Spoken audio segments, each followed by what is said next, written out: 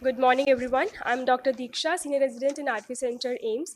My topic is comparison between 80 micron flap versus 90 micron flap LASIK for myopia and myopic astigmatism, a contralateral eye study.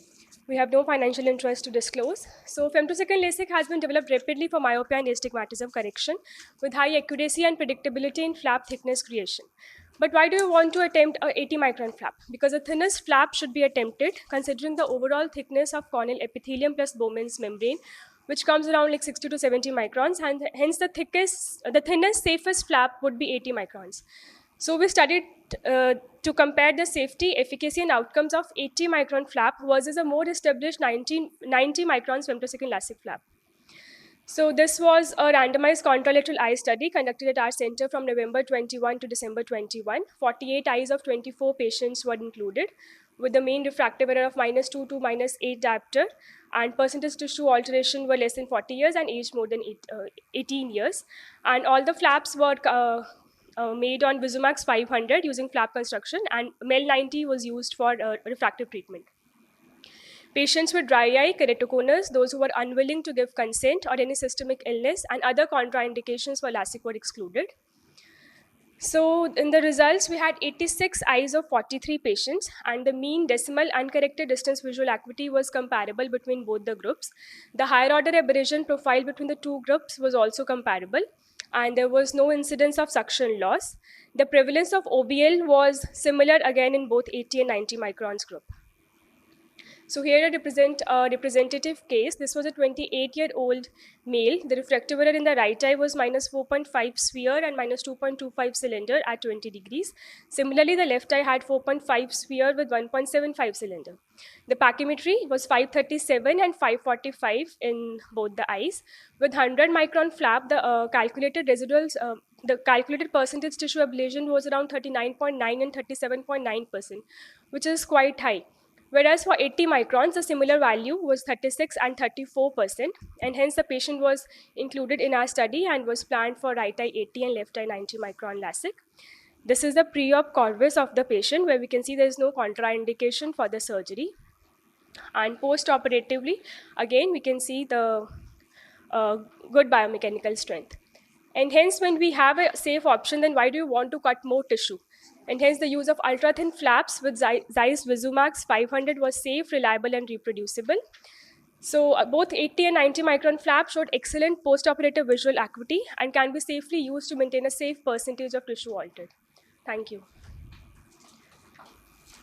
Diksha, can you tell me, was any ASOCT done preoperatively for all these patients?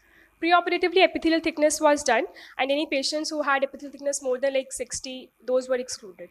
Okay, you haven't mentioned that in your exclusion, Yeah. because part of it would be epithelium, so you would essentially be taking only 20 microns of the rest of the. Yeah, that's right. Actually, there was a limitation of slides in the, Okay. hence I had to skip that. Okay, because Slide. and then also, you know, the problems that can come with thin flaps. Did you encounter any of those, like maybe few striae post-operatively? Even that's not mentioned. Actually, we began to try this thing before, and once initial cases definitely we had striae, but once we started this planned study, by then the prevalence of striae had reduced. The OBL was slightly higher, but again it did not reach OBL statistical has significance. no. I mean, OBL will come or not come depending on the power settings of the femtosecond laser. Yeah, but even it has been The reported that density it's of the slightly more with thin flap. thinner And ones. yes, thinner ones Okay. have been reported to be associated with But you higher found them prevalence to of. be equal We between. found there was slight difference, but it was not statistically significant. Okay. Was separation difficult? Sir, again, it's a more of a subjective thing. In the beginning, definitely yes, but once like now we are used to this flap, now it does not. In fact, now 80 seems more smoother than the previous 100. Are there any previous studies that have shown, because 10 microns, does it really make that big a difference?